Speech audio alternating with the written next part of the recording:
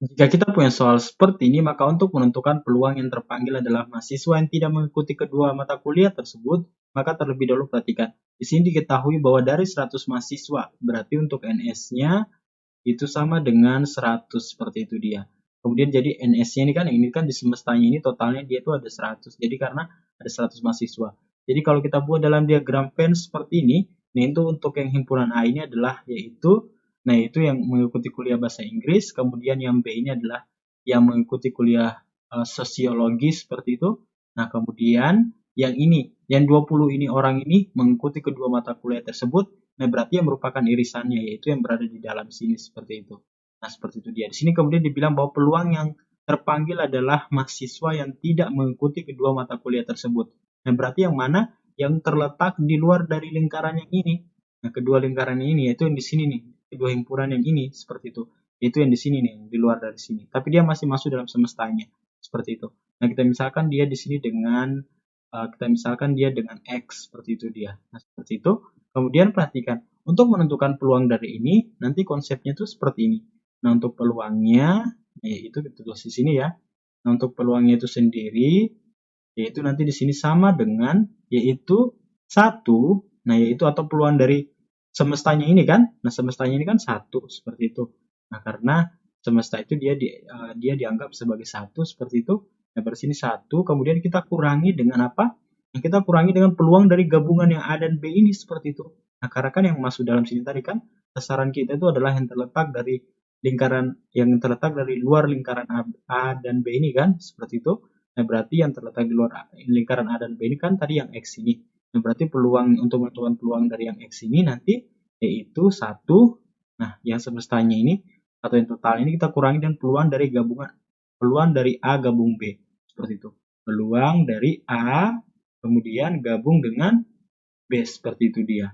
Nah, kemudian untuk menentukan yang ini, nah peluang A gabung B, itu konsepnya itu seperti ini. Peluang A gabung B itu, nah itu sama dengan yaitu peluang dari A, kemudian kita tambahkan dengan peluang dari B, seperti itu. Nah, kemudian kita kurangi dengan peluang irisannya. Nah, peluang A iris B, seperti itu dia. Kemudian untuk menentukan peluang itu sendiri, konsepnya seperti ini. Itu misalnya peluang dari A, nah itu sama dengan yaitu banyaknya anggota A. Nah, seperti itu kita bagi dengan banyaknya keseluruhannya atau dibagi dengan NS, seperti itu dia. Nah, berarti nanti di sini pertama untuk yang ini kita tentukan dulu untuk peluang dari A, tetapi kita tentukan dulu untuk NA-nya seperti itu. Nah, tadi untuk yang A itu kan kita misalkan untuk siswa yang mengikuti, maksudnya mahasiswa yang mengikuti kuliah bahasa Inggris ada berapa? Ada 40. Berarti NA-nya sama dengan 40. Kemudian untuk ininya mengikuti sosiologi. Nah, berarti kita misalkan dia dengan NB.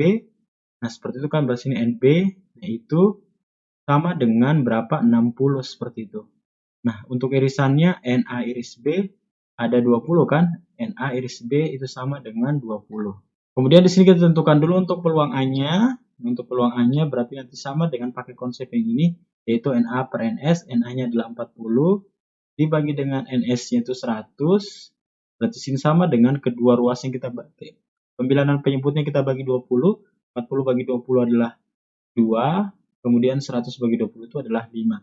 Jadi 2 per 5. Kemudian kita tentukan untuk peluang dari B-nya. Berarti nanti sama dengan yaitu NB per NS. Berarti 60 dibagi dengan 100. Kita bagi dengan pembilangan dan penyebutnya dengan 20. 60 bagi 20, 3.